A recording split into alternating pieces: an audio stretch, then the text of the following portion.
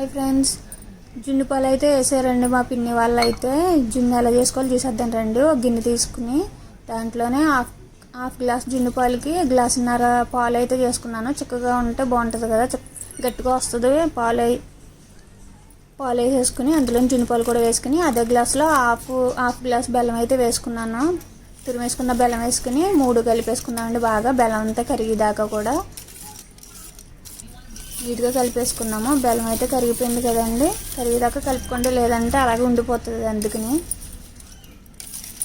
కొంచెం ఉంది కదండి. బాగా కలిపేసుకున్న తర్వాత మిరియాలు, యాలక్కాయలు బాగా దంచి వేసుకున్నాం. అందులోనే మెత్తగా పౌడర్ కింద వేసుకుని అది కూడా వేసుకుని కలిపేసుకున్నాం ఒకసారి.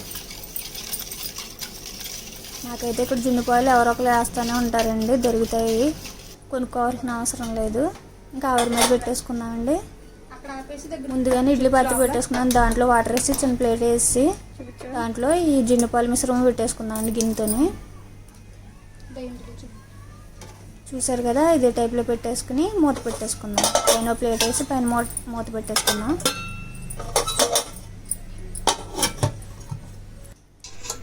ఒకసారి తీసి చూద్దామండి. అయిపోయి ఉంటుంది, 10-20 నిమిషాలకి అయితే అయిపోతుంది కదా.